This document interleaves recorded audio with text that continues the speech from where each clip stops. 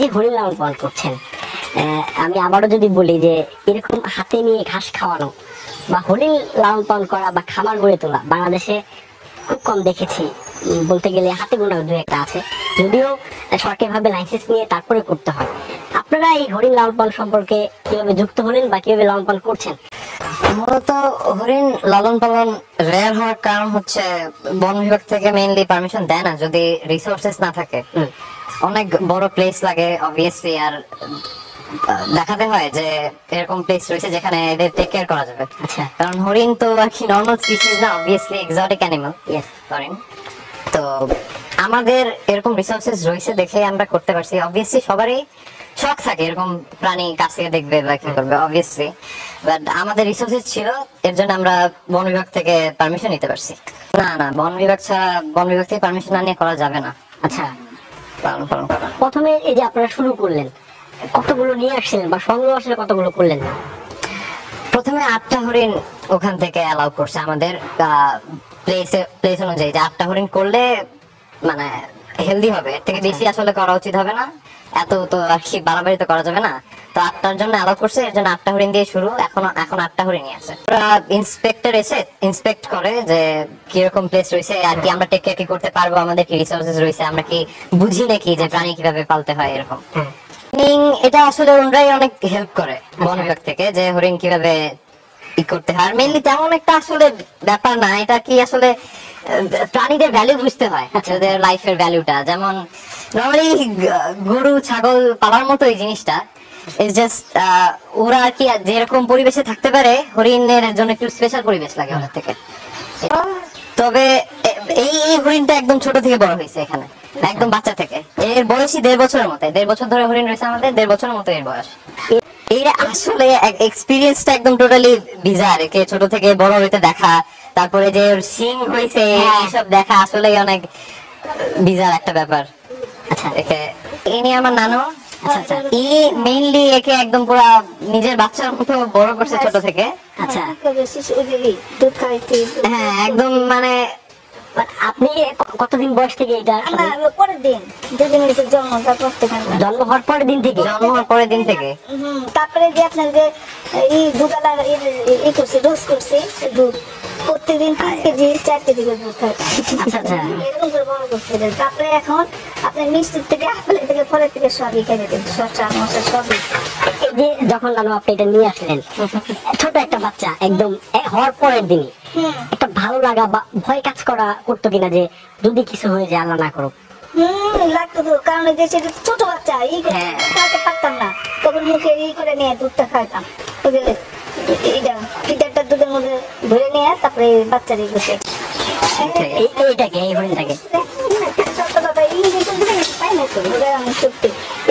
তবে আমি ওর দুধ করছি, দুধের উপরে ছোট বাচ্চা যেরকম লালন করে না, ছোট শিশু বাচ্চা, এইরকম ওটা পালছি আমরা। এরকম আপনি মনে করেন যে শীতের হিটার হিটার দিয়ে আপনি 4 কোনা দিয়ে কম্বল দিয়ে একদম ঘরের মতো ঘর তৈরি করছি, যাতে কোনো ঠান্ডা না লাগে। প্রস্তাব বদলাইছি, মানুষের বাচ্চার মতো ওরে পালা হয়েছে এইখানে, বুঝছেন? এরকম। তারপর দুধ রোজ করে রাখছি, প্রত্যেক দিন 4 কেজি থেকে 5 কেজি, আর কম হলেও 3 কেজি দুধ ওরে আমরা লিটারে। তারপরে এখন বড় হওয়ার পরে বেড়ে যা আপনার জানলা দেওয়া মনে করেন মিষ্টি দেন, আপেল দেন, সব খাওয়া ছিল, শসা মশা সব আমার মতো, হাতের থেকে আরম্ভ করে সব একদম। এটাই আর কি, যে এরকম যে ঘেঁষাঘেঁষি করছে। আমার ছোটবেলার ছবি আছে, আমার ইসের মধ্যে ছোট ছবি আছে, আমি একটু ধরে দিচ্ছি। আচ্ছা আচ্ছা, আপনি বলেন আমার, আমি ডাক দেওয়ার সাথে দেখবো, ওইগুলো তো আসে না, এই যে দেখছেন, এই যে এটা একটা ভালোবাসা তৈরি, ভালোবাসা মানুষের, দেখছেন? এটা কি শুধু শখ করে লালন পালন করা নাকি বাণিজ্যিক ভাবে বিক্রিও করতে চাচ্ছেন আপনার? কারণ হরিণ কিন্তু সাধারণ ভাবে লালন পালন করা সম্ভব না। হরিণ আসলে বাণিজ্যিক ভাবে আসলে হরিণ পালন করা যাবে না, কারণ এই যে কিনবে তারও তো অবভিয়াসলি বন বিভাগ থেকে পারমিশন নিতে হবে এন্ড এভরিথিং। তো না, হরিণ আসলে বাণিজ্যিক ভাবে পালা যাবে না, এটা শখ করেই হরিণ আসলে পালতে হবে। তবে বিক্রি করা যাবে যদি যে কিনতে চায় তার নিজস্ব পার্সোনালি লাইসেন্স নিতে হবে বন বিভাগ থেকে, তাহলে সে কিনতে পারবে। লাইসেন্স নিয়ে তারপর হ্যাঁ, লাইসেন্সটা নিতে হবে তার পার্সোনালি। লাইসেন্সে আসলে তার দেখাতে হবে যে তার এরকম পরিবেশ রয়েছে যে সে কিনতে পারবে, সে পালতে পারবে। আচ্ছা তাছাড়া এটা আসলে কোনো একটা যে কাউকে বিক্রি করা যাবে না, নর্মাল যে গরু ছাগল দেবে মানুষজন বিক্রি করা ভাবে যাবে না। আপনারা এখন পর্যন্ত কি বিক্রি করছেন কিনা ভাই? না না না, আমরা এখনো বিক্রি করিনি। বিক্রি এখনো করেন নাই। আচ্ছা আগে শুরু করছেন, বিক্রি তো পরে করবেন সম্ভবত। এখন যদি অনেক বেড়ে যায় হরিণ আমাদের ইসের থেকে, তাহলে যদি এমন হয় যে আমাদের নর্মাল যে হেলদি এনভায়রনমেন্ট ওর থেকে হরিণের সংখ্যা বেড়ে গেছে, তখন আসলে কনসিডারেশন আসতে পারে।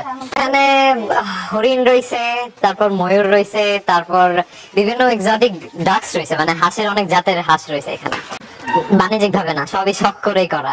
আমার আসলে এই বাসাটা হচ্ছে আমার নানার, উনি আসলে অনেক পশু পাখি অনেক পছন্দ করে, বিভিন্ন জাতের হোক। আগে কবুতরও ছিল অনেক, কবুতর গুলা নেই, তবে হ্যাঁ সব শখ করে করা আসলে। এদের রোগ বালাই নর্মাল যে গৃহপালিত প্রাণী ওরা যেভাবে আক্রান্ত হতে পারে ওভাবে আক্রান্ত হতে পারে। আচ্ছা এমন দেখা দেখি হয়েছে কিনা যে আমরা যতটুকু জানি যে গৃহপালিত প্রাণী হাঁস মুরগি কোয়েল পাখি বলেন বা গরু বলেন ছাগল বলেন, এরা কিন্তু বিভিন্ন সময় রোগে আক্রান্ত হয়, অনেকে ভ্যাকসিন করতে হয়, বিভিন্ন ধরনের অ্যান্টিবায়োটিক দিতে হয়।